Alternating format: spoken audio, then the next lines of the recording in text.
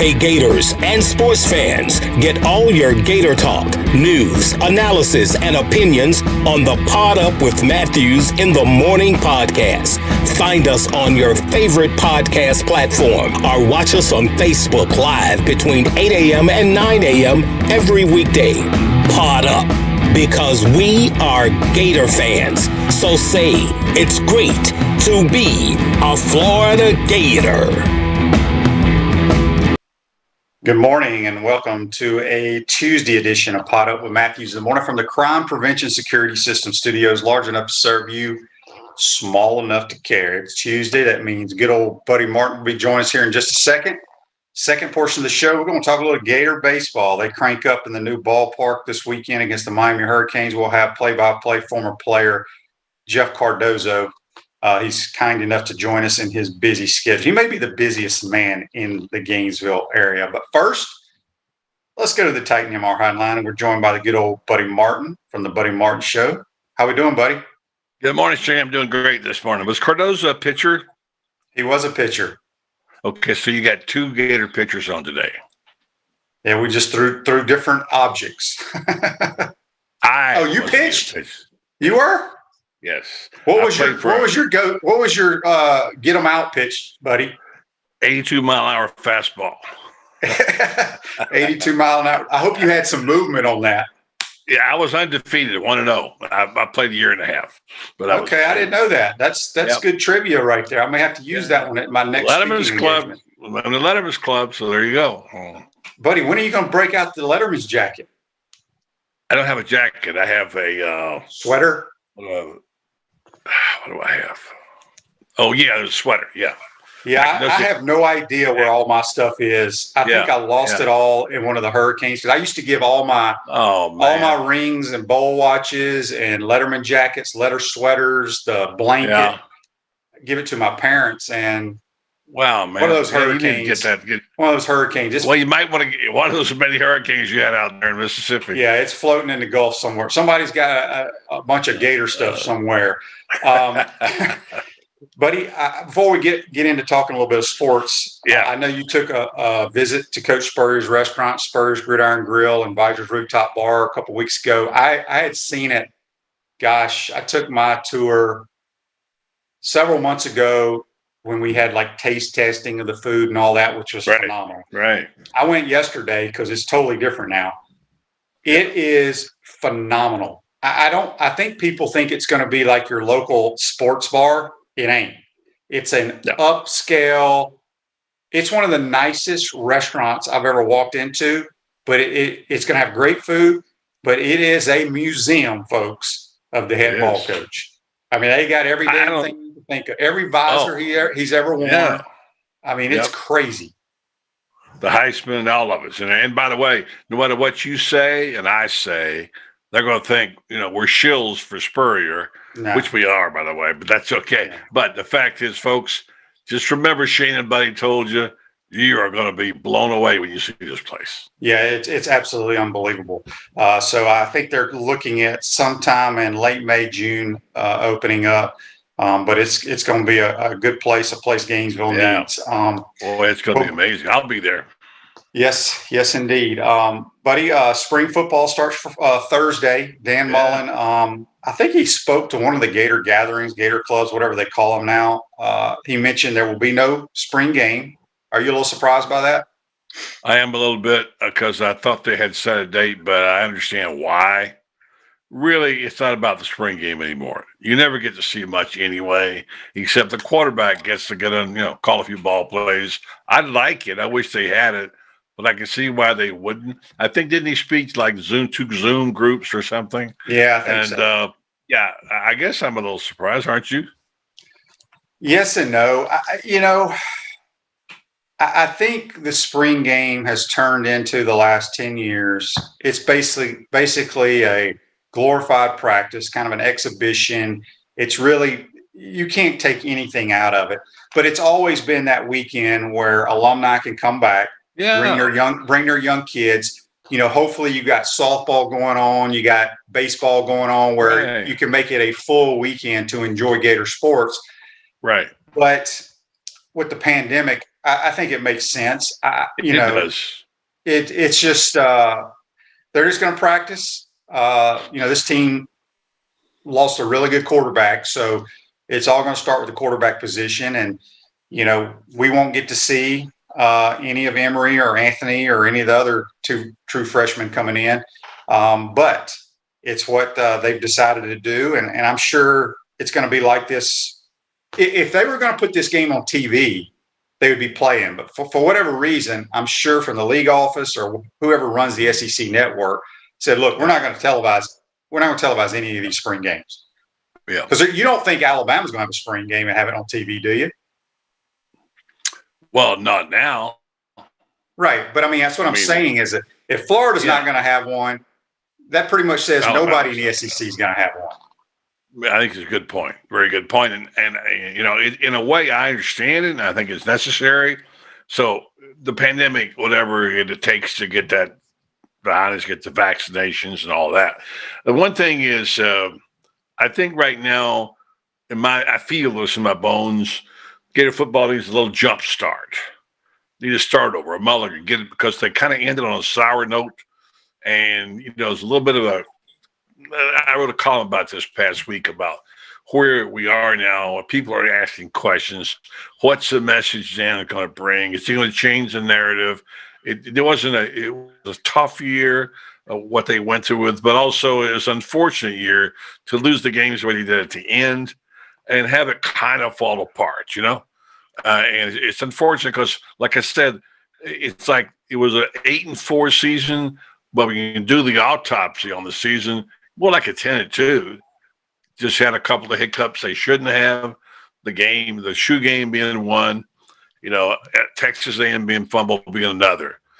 They played square up against Alabama, and that was no such thing as moral victories, but I think that was a good one. And it fell apart with the opt-out against Oklahoma. So it's that bitter aftertaste. New era, new quarterback, and some enthusiasm. I feel a little bit of a letdown right now, so I think the spring game would have helped it, but we'll see how it turns out. Yeah, it's going to be interesting to see. It's I was talking to someone on one of their shows the other day. We were talking a lot about my career and Coach Spurrier and things like that, buddy. And I thought about this, and I think it's a tremendous stat. Now, every player that Nick Saban has ever signed won a national title, which is pretty damn amazing. But every player, I could be wrong, but I'm almost 100% sure of that. That can't be right. I'm pretty sure of it. But every player. That's an amazing stat if that's true. Wow. Yeah, and I probably should have did some research on that, but I heard that, and hell, he's won, 6 or 7 national titles, right? Yeah. Well, it'll be every 4 years they have to win one, so I think he's probably done it. So I'm sure one of our researchers here. Does that count LSU? Does that count LSU also? Well, he only won one there, so I'm not sure, but I think it was at Alabama. It wasn't there for 4 years. So let's look that up because that's a great stat. Yeah. So the reason I said that is because we were talking about the 8-4 season, how it doesn't seem like it was an 8-4 season. But do you realize that every team that Coach Spurrier coached at Florida for his 12 years, every team won 9 games or more? I know he averaged 10 wins. No. I'm telling you, that's a fact. Every team he coached in his 12 years here won 9 games or more. Okay. So that's a pretty good stat. But Dan says here on Facebook Live, brought to you by Melton Law, he saw that stat too. I think he's referring to Nick Saban. I believe every player he's coached at Alabama has won at least one national title. That's phenomenal. That's amazing. If that's Dan Bond, he would know it. He's pretty smart. So that is amazing. Real quick, speaking of Melton Law, if you're interested in going to the Florida Miami series this weekend, they're giving away tickets. If you just go to their Facebook Live page, I think it's just called Melton Law on Facebook. All you got to do is, I guess, follow the direction. Just put your name in the hat, and you may get lucky to go to the new ballpark. Good deal. That's a good deal.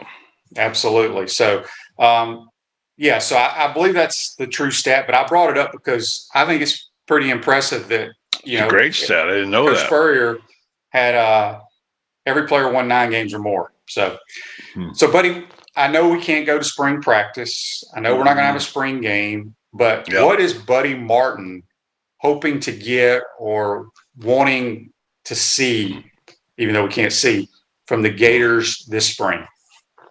Well, everybody wants to see the defense get better, but we won't see that. We won't know that till the fall because there'll be no game situations we can judge in. I think we also want to see Emory Jones, run this new offense. I want to know what it's going to be like. I have a pretty good idea. It'll be close to 50-50. I want to see how good these running backs are. There are 5 of them that I think that for the first time they're going to have. They've had some pretty decent ones, but they got 5 good ones now. And I want to see that thing, that magic that Mullen had going, the people that were excited about it, Gator football. It's lost a little zing or something. I don't know what it is. So if you drill down on it, which is what we do on our shows, and you look at the roster and you look at position groups and you see maybe 1 or 2 holes, the biggest things that we got to see the secondary get better. We got to see some better secondary play. And Todd Grantham's got to be the guy that we all think he is. He's got to produce. He can't have these mental breakdowns and throwing shoes and all that stuff. And so I want to see Emory become a really first-rate quarterback, which I think he will. The running backs, and obviously I can go through the whole checklist, but I won't. So I want to see this team improve over what it went through the last month, but sustain a championship competition, whatever that means. I want to see them in there. They're probably going to lose in the week 3 to Alabama, probably, not necessarily. There's a chance. But, I mean, this team isn't going to be capable of 10 wins. And I think Vegas will probably have them at 9.5, that'd be my guess. If it is, then play Dan Mullen ball. And ultimately, look, you know the phrase, a rising tide raises all ships? Look around you right now. I hate to get on my philosophical bent so early. It's the golden triangle, I call it. Jacksonville, Orlando, Tampa. And right in the middle is Gainesville. Look at the coaches all of a sudden we have in this triangle. I mean, starting with Bruce Arians, now Gus Malzahn, now Urban, now Dan, and a few other guys who aren't to that level. All of a sudden, it's become a cradle of coaches. So I think there's got to be some people stepping up the game. It's time for Dan to move it up a notch. I don't know if this is that team. I want to see that our whole. So long answer is I want to see him back at a championship competition level this year. Well, here's what's interesting about sports. Everybody had high hopes of last year's team because of Trask and the offense and that and all that. But a little bit here, a little bit there can cost you football games. But you never know. This could be the team that surprises everyone, could beat Alabama, could win 10 games. You just don't know. That's the great thing about sports. And, the ball has to bounce your way. We got a couple of Facebook Lives here brought to you by Melton Law, the only official law firm partner of the Florida Gators. Joe says, now, buddy, I have no idea who this kid is. Maybe you do. Any chance we pick up Ben Davis in the transfer portal? He's a linebacker from Alabama. He's a senior, by the way. Oh, so okay. I know he must not have played much at Alabama. I think he played some. I don't know enough about him to be what I know who he is. Yeah, I would say he'd be a marginal guy. How are you going to come in if he's that good? Can break into the lineup right away at linebacker? Well, here's the way I look at it. Anybody that we pick up in the transfer portal that plays defense can break into the lineup. Well, it's probably you talked about the secondary. My concern still is the defensive line. It's been for over a year and a half now. Yeah. Yeah, and you look at the so-called roster at this point so far. France did a great job of breaking it down last week, his own sort of 3 deep. And there's a couple of holes, but there's some talent. I'm going to go back to what you said just now about the surprise element. One thing about your teams, about Coach Spurrier's teams, they could surprise you. You take his Duke team beating Clemson. Look at what he did at South Carolina beating Alabama #1. Look what he did his first year when you were there. Who you guys, all of a sudden, you guys blossom into an SEC championship team. Can Mullen pull that off? That's the great thing about it. Spurrier's, I don't know what it was. There's a quality about him. You could tell me. He made the game fun. He was demanding. He put an emphasis on the quarterback position. He was a good offensive coach. And he said, we got a possibility. Let's go out and play. Maybe we'll win. I think people believe that. You guys believe it. And fans begin to believe it. I want to feel that again. Well, he had a unique coaching style that a lot of people don't have. And he wasn't afraid, I don't want to say to take chances, but I'll put it this way in football lingo. He ain't afraid to take shots. You know, he wanted to score. And a lot of coaches are so afraid that bad things will happen when you allow a quarterback to have the ball in his hands. And, you know, in my opinion, and a lot of coaches disagree with this, when you throw the football a lot, they think a lot of bad things can happen. You know, sacks, interceptions, things of that nature. Okay, I hear you. But if you got a quarterback that understands protections and doesn't take sacks, throws it away, there's nothing wrong with 2nd and 10. Throwing the ball down the football field is all to the offense's advantage, in my opinion, especially in the National Football League, because if you throw it 40 yards down the field, you get a pass interference, that's a 40-yard gain. In college, it's only 15, but it's still a positive football play. And it's all about trusting your guy behind center and the guys around him. And that's what he did so well is, like may have said to you, buddy, many times, quarterbacks and receivers always met together under Steve Spurrier. They knew when they're lined up, whether they're lined up out wide in the slot, wherever at the tight end position, according to the coverage, because they had sat in the meetings with the quarterbacks, they pretty much knew where the ball should be going. You know, and I think that's a huge, huge asset when your receivers understand coverages and know where the ball is supposed to be going as well. Good point. And back to your throwing the football, that comes from the old school of Darrell Royal when he was running at Texas. They used to run the ball. And it's the old thing that Woody Hayes ground into you. But Darrell once said, when you throw the football, only 3 key things can happen and 2 of them are bad. That's not really correct math. You just mentioned another one, the 4th, which is the interference play. I think that's important. The other thing that you have said, and I kind of buy it, I think Billy Gonzalez is a genius. What he's done is amazing. But when you play that many guys, and also same thing on defense, you play a lot of guys, you know, it's hard to get them all on the same page, you know, isn't it? Really hard to get them all. Like you said, you met together, you talked, you knew you're playing 8, 9 receivers and you're playing so many defensive linemen. It's hard to have your best on the field at the right time. And sometimes that bites you in the butt. Yes, indeed. Refresh your vehicle and your brand with a vehicle wrap from Wrap Spot. February is your lucky month at Wrap Spot. Mention promo code Shane and receive 13% off your vehicle wrap. Speaking with Buddy Martin here on the Titan MR hotline from the Crime Prevention Security System Studios. You can follow Buddy at Buddy Show on Twitter. We got a couple of Facebook Lives brought to you by Mental Law here. That Ben Davis, the guy you said from Alabama, no wonder I'd never heard of him, Buddy. One of our research staff members on Facebook told us he had two solo tackles last year. But it may have been needed last year in Florida. but if he suited up in that crimson jersey, for 4 or 5 years he had to be a pretty good player. I don't know where he's going to go. Maybe he would help us, maybe not. I have no idea about that kid. So we shall see. We know that. It's more than I knew right there. So, buddy, you talked about. I want to get your thoughts about UCF hiring Gus Malzahn. Yeah, pretty damn good hire in my opinion. I think it might be the home run hire of the off season. Sarkisian probably would get the vote, but in terms of what they needed at a critical time to get the right guy, this guy comes with some ball. He knows how to call plays. I think he was in the shadow always of Nick Saban. There's no way. And by the way, he beat Nick Saban a few times, just so you remember. I think it's 3, I believe.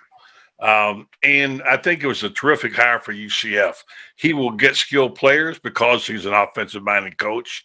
And there are ample players in this state alone that you can get to play, I think it puts all of a sudden UCF at another level, and I think they're going to be reckoned with, and it will cut into some recruiting for Florida and maybe Florida State because they got a big footprint over there in Orlando.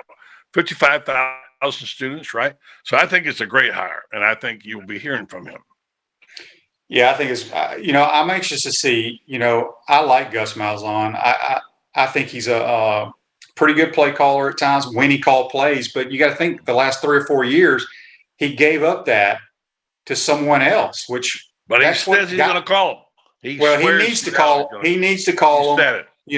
There's no pressure on Gus. I think you're going to see a wide open. He does a lot of moving parts, a lot of stuff that just messes with the defense's eyes.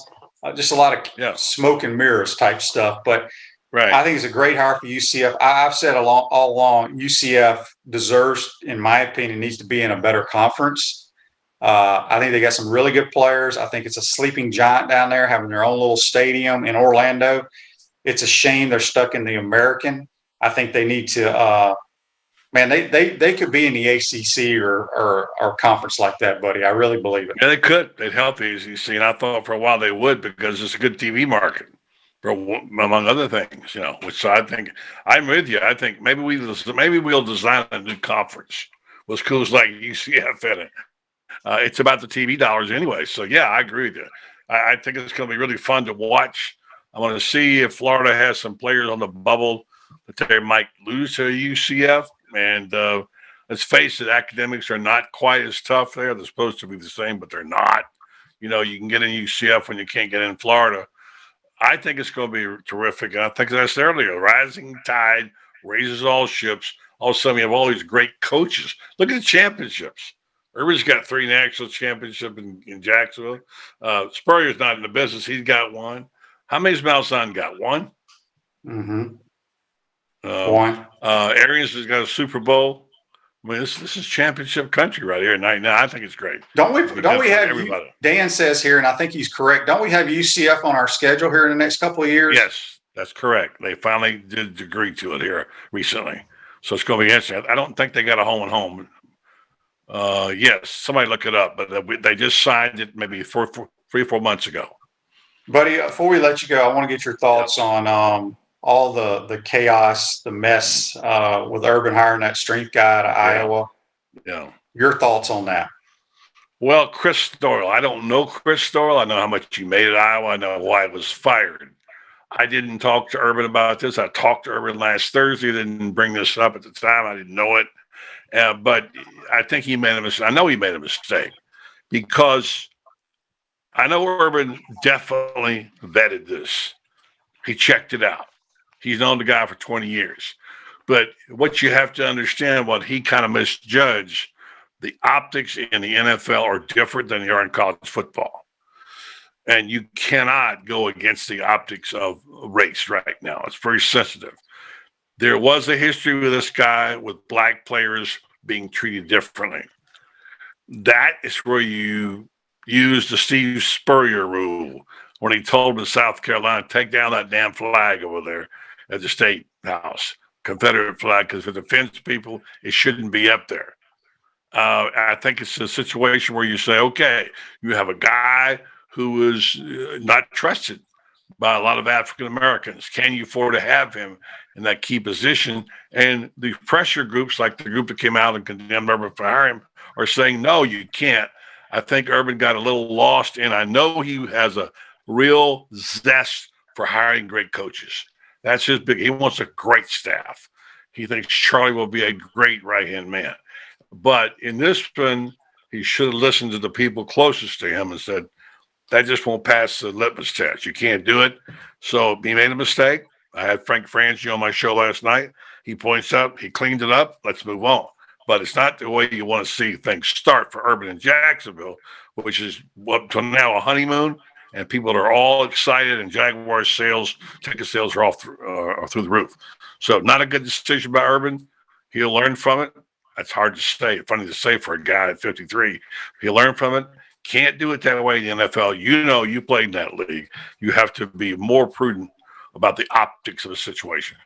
Yeah, it's totally different than college football. There's no question. So I think Urban's a tremendous coach. It's going to be. I'm anxious to see how it all works because he's such a great motivator, and motivation don't really happen on Sundays.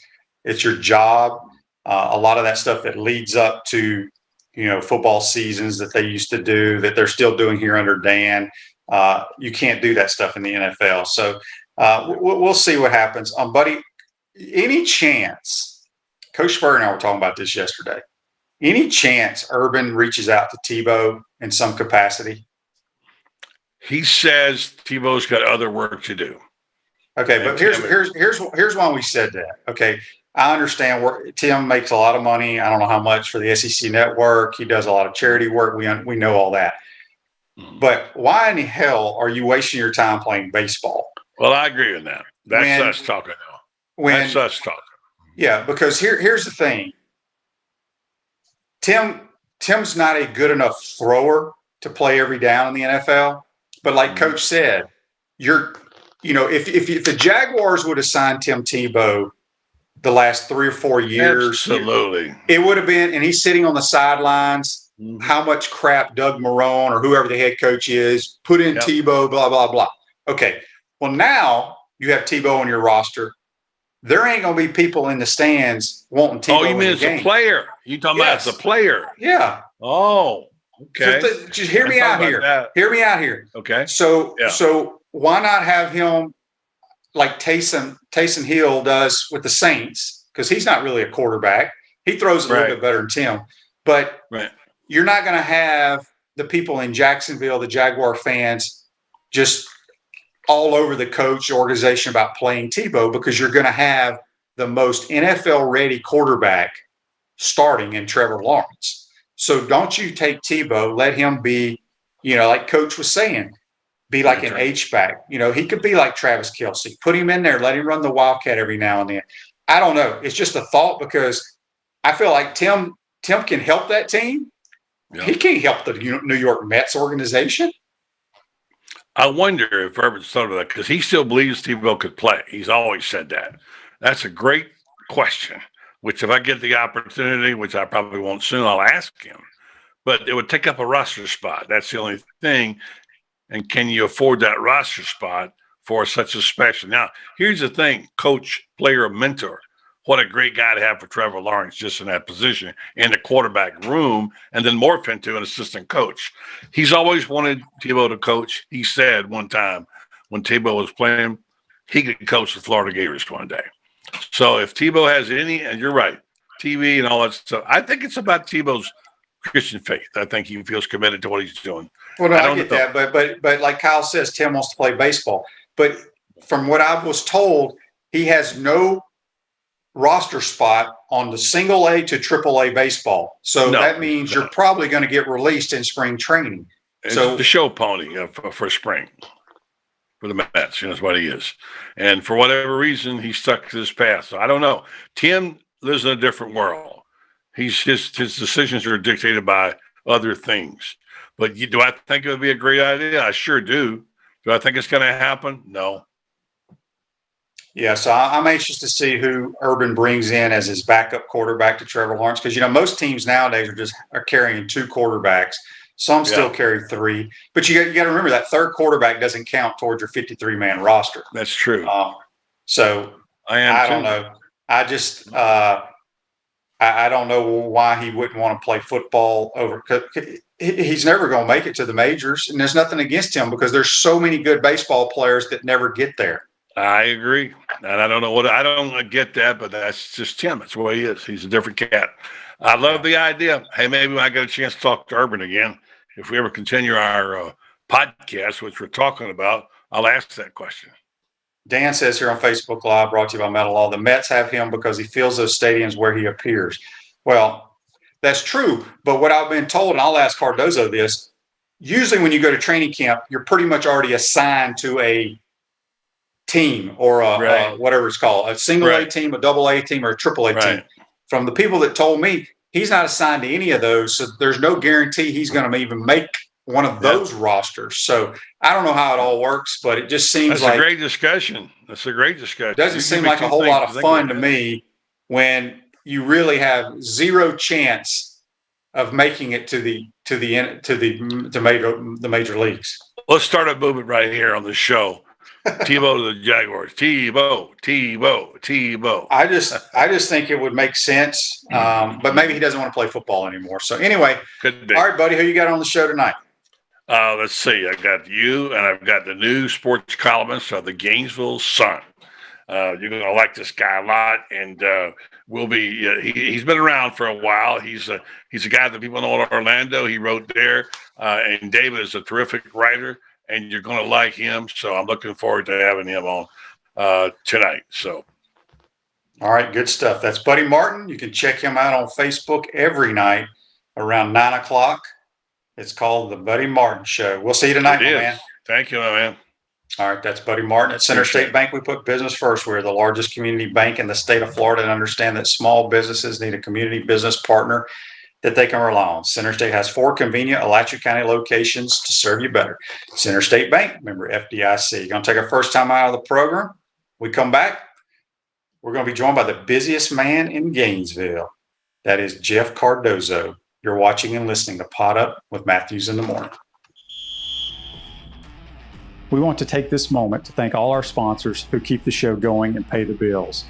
Our Gridiron sponsors are Crime Prevention Security Systems, large enough to serve you, small enough to care. Titan MRI, Gainesville's only locally owned and operated MRI facility. Meldon Law, where you matter most. Peachland Dental, Gator Nation's first choice for dentistry in Port Charlotte. Comfort Temp, comfort is our business, peace of mind is our promise. G-Tech Sport, keep your athletes in the game with G-Tech Sport. Celebration Point Town Center, Center State Bank, Chris Doring Mortgage. Some of our touchdown sponsors are Big Mills Cheesesteaks, MB Listing, Cornerstone Financial, McDonald's of Gainesville, My IT Masters, Gainesville Neon and Signs, 84 Lumber, Tropical Smoothie Cafe, Chick-fil-A on Archer Road, Aver and Smith, Dowling Signs, Chomp Harder Apparel, Silver Q, State Farm Insurance Agent Ruse Ogra. If you are interested in promoting your business on the show, visit potupwithshane.com and click the advertise button. Again, thank you to all our great sponsors that support the show. If you like what we are doing here, make sure you follow us and support the businesses that support us. Welcome back to the Crime Prevention Security Systems Studios, large enough to serve you, small enough to care. At Comfort Temp, comfort is our business. Peace of mind is our promise. This month, get a free annual maintenance plan with every residential duct cleaning purchase, $199 value. Service department is available 24 hours a day, 7 days a week for your convenience. This Day in Sports brought to you by Comfort Temp. In 1992, the LA Lakers retired number 32, Magic Johnson's number. That happened in 1992, the year I graduated from college. That's brought to you by our good friends at Comfort Temp. I want to thank Buddy Martin for joining the program. We're now going to go to the Titan MR hotline, and I'm sure he has some jerseys retired somewhere down the road. I don't know if they're going to be hanging. I think it was number 41 hanging from the rafters at the new Florida ballpark. Jeff Cardozo joins us. Good morning, Jeff. How are you? Hey Shane, good morning, man. They I think they did retire it, or it was so bad and unlucky that nobody ever uses it anymore. I don't think it's been used in like 15 years. Well, I was going to ask you, why number 41? Did they just give you that number, or did you choose 41? Well, I sort of chose it. You know, I wasn't a stud like Wilkie and Eckstein and Ross and all these other guys, so I was kind of like just the bottom of the barrel. But I was actually number 5 in high school. So I was trying to figure out a way to sort of get to that. And then even though I was a journalism major, I'm okay at math. So I knew 4 + 1 = 5. So I could figure that out. And that's kind of where I got it from. Dude, they don't give those single digits to pitchers. That's right.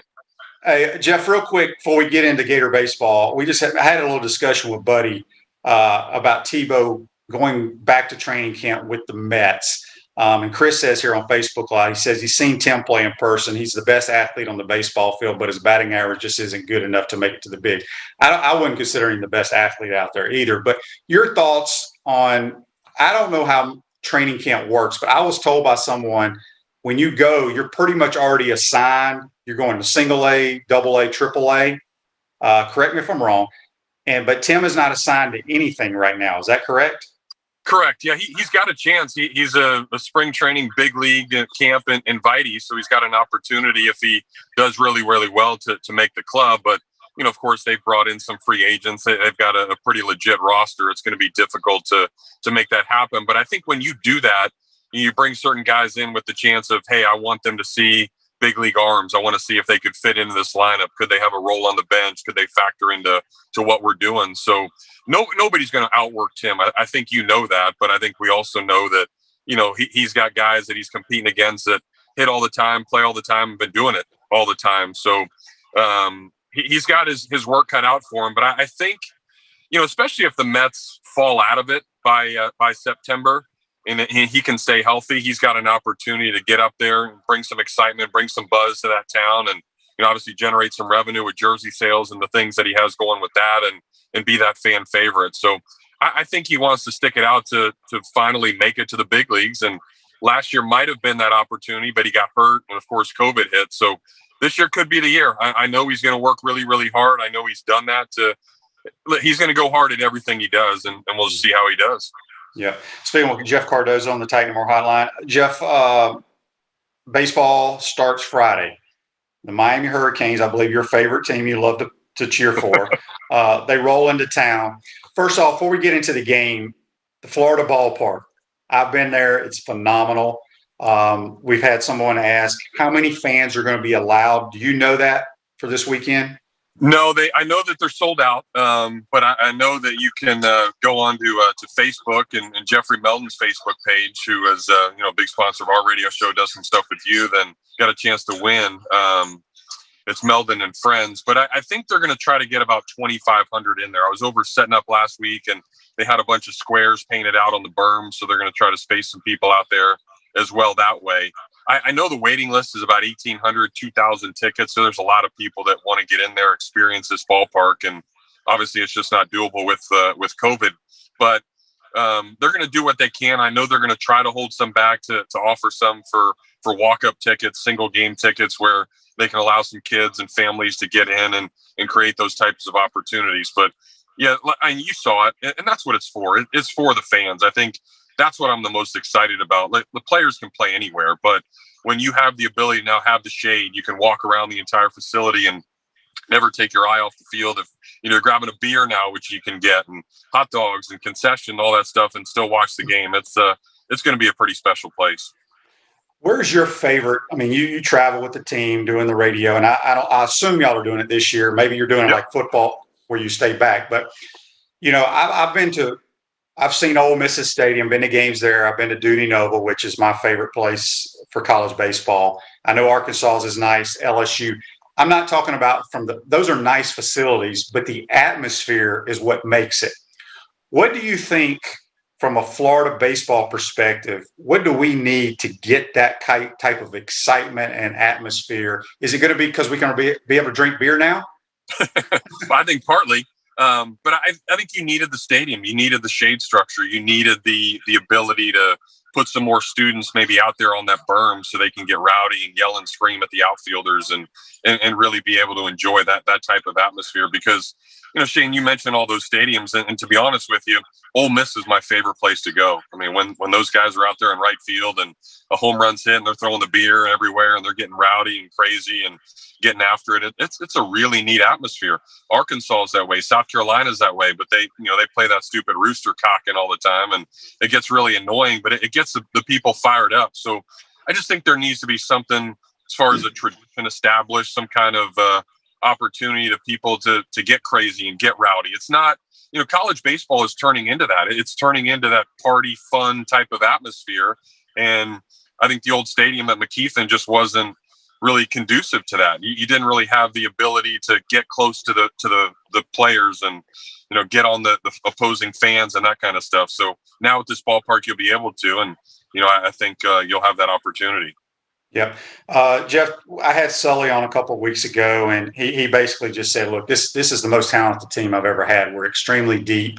And I asked him, I said, how are you going to get everybody playing time? Yeah. It's in baseball. It's not like other sports where you can plug a guy in for an inning, take him out and put him back in. Once you come out, you are done. So just your thoughts on this baseball team, unanimous number one team in America.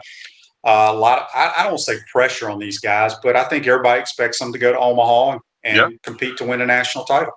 If you come to Florida, I think now knowing what Sully's been able to do and taking them to Omaha 7 times, and that is what the expectation is. And I think it would certainly be a disappointment if you didn't make it to that point and make it that far with a chance to win the national title. But it's going to be really interesting, Shane. I think we saw the sample size last year of a pretty talented team, and there was 16.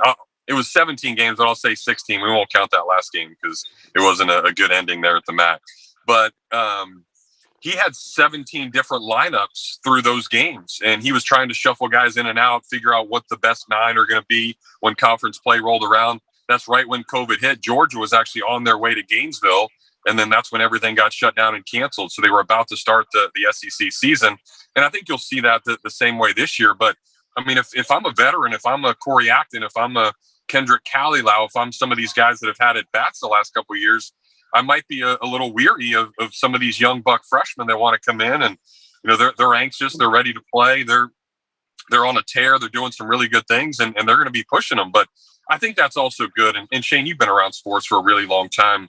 When you're a part of a good team, you can't have a manager, and in this case, Sully, screw it up. So he's got to just be able to find that best 9. He's got to be able to go in there and manage it correctly and find the right pieces, but keep everybody happy. So if you're starting the same guys over and over, well, then now some of these younger guys that aren't playing or some of these veteran guys that aren't playing, you might get disengaged. You might not try as hard. And so by him being able to shuffle the lineup around and keep guys happy, and listen, I mean, and it, if you're in there and you don't produce, well, guess what? You had your chance, and now it's somebody else's chance. So they can't go back to him and say, Coach, you didn't give me a chance if I didn't live up to what you wanted to do. So I think he'll do that. I think we'll see a lot of different lineups, but you'll see a lot of depth, man. 1 through 9 is really, really good. That there's a couple of teams that he's had that have been pretty phenomenal. That 2012 team was Zanino's group and all those guys.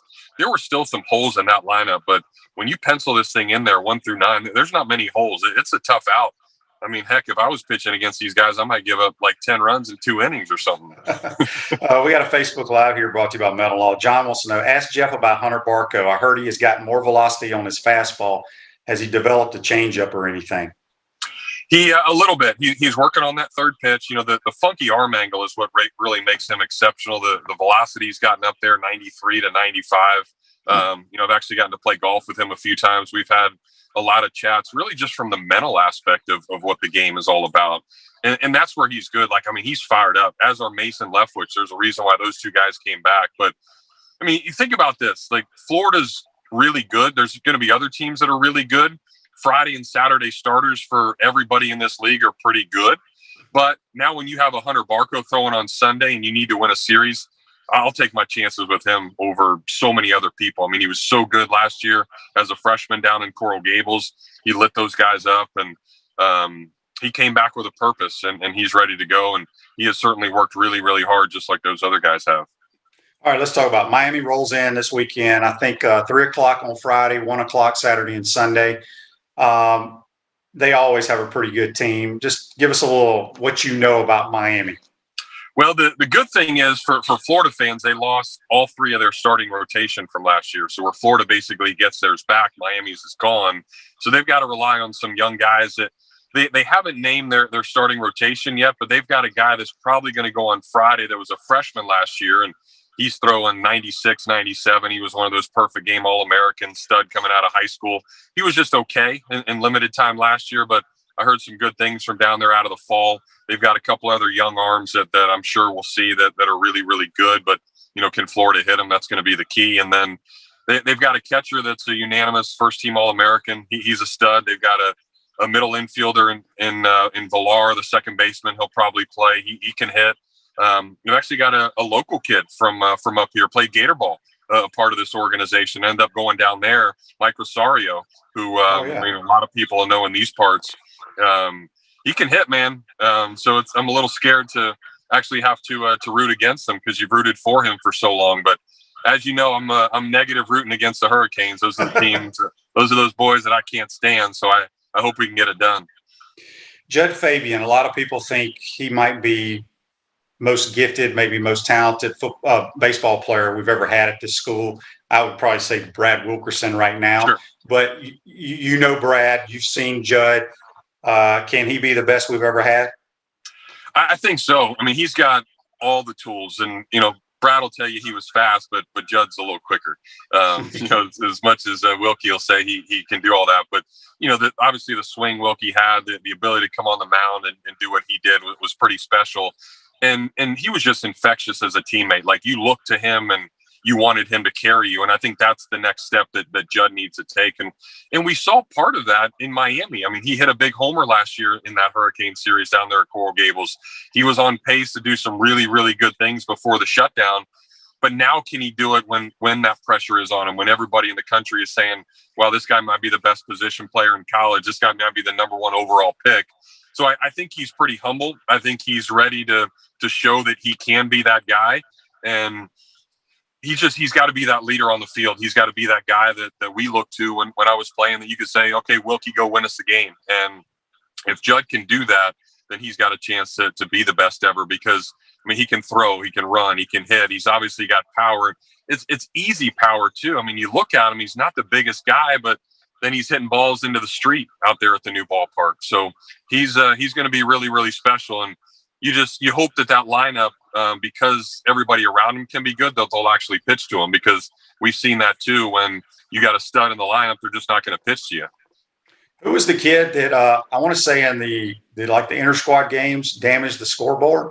Yeah, that's Chris Armstrong, who's Jack Armstrong's kid, who was a pitcher in the big leagues for the Marlins for many years. But I mean, you could put my muscles and your muscles combined, and they're not even close to Armstrong, man.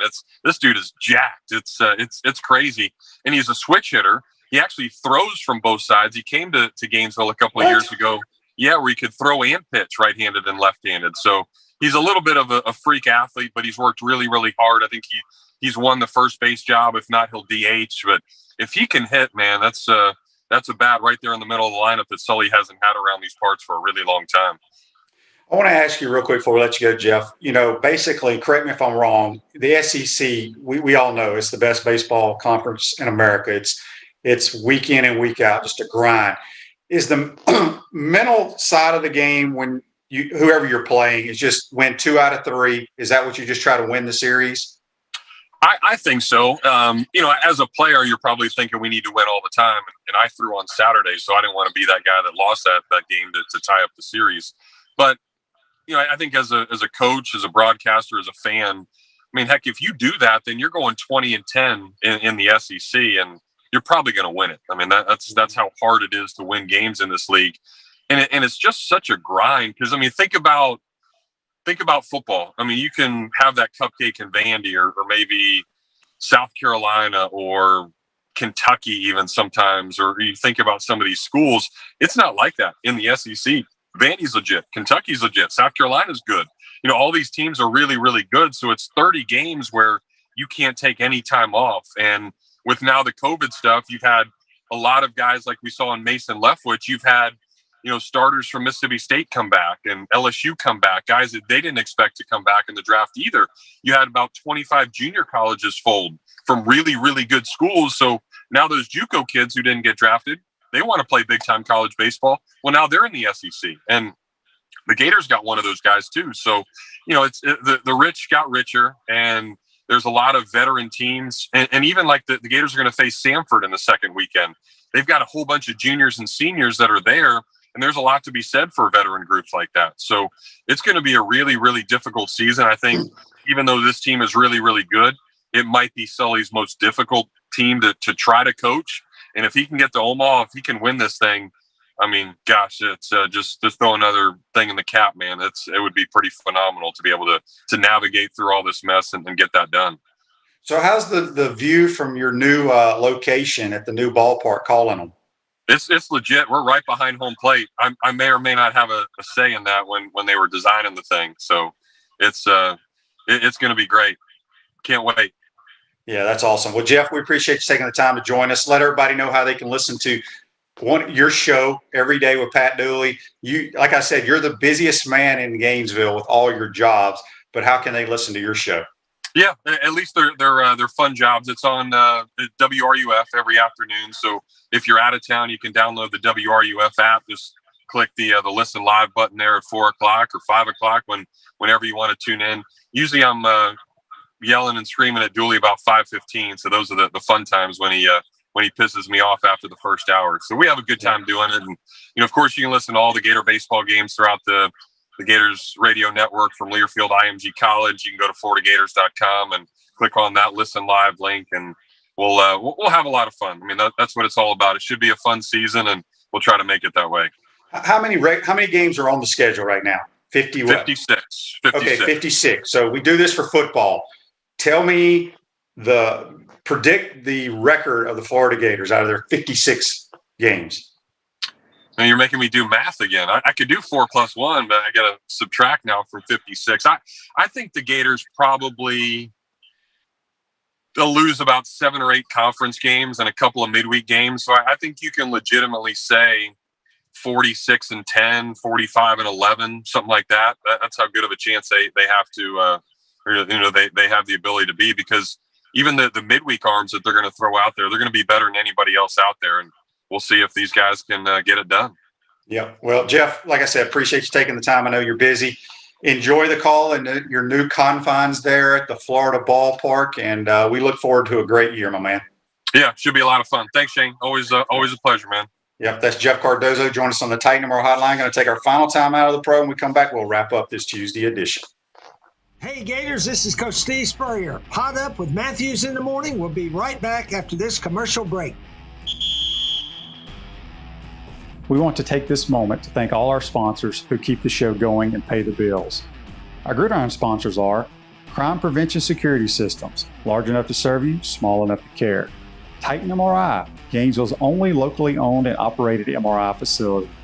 Meldon Law, where you matter most. Peachland Dental, Gator Nation's first choice for dentistry in Port Charlotte. Comfort Temp, comfort is our business, peace of mind is our promise. G-Tech Sport, keep your athletes in the game with G-Tech Sport. Celebration Point Town Center, Center State Bank, Chris Doring Mortgage.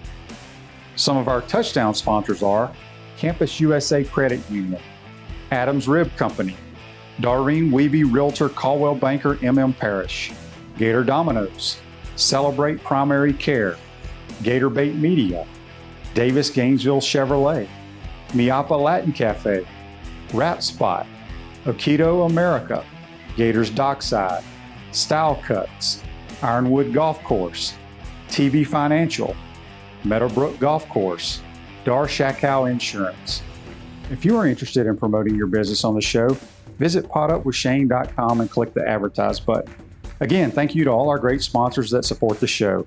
If you like what we are doing here, make sure you follow us and support the businesses that support us.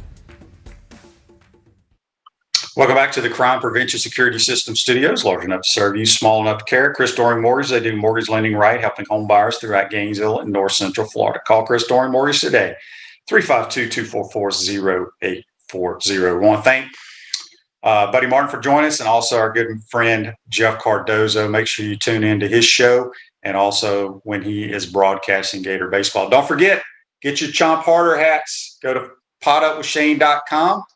We'll have a drawing, I believe, tomorrow. And then our G-Tech Sport COVID-19 Survival Kit. You can sign up for that, and we'll give that away on Thursday. Make sure you follow us and like us on Facebook Live, YouTube, Spotify, Google Podcasts, all that good stuff. Should be a good. Who do we got on the show tomorrow? I'm trying to remember. We have JC, and we have. I should know this. My man, too many concussions, but we're going to have our producer let me know who's on tomorrow. Oh, it's Steve Palazzolo from the Pro Football Focus. And speaking of that, if you have any NFL questions regarding Gators or whatever, please email them to us at potupwithshane.com, text them to us, or put them on Facebook Live so we can get your questions asked to Steve. He does a tremendous job. That's going to be it today, folks. Today's show is a wrap, brought to you by Wrap Spot. Be safe out there. We will see you tomorrow.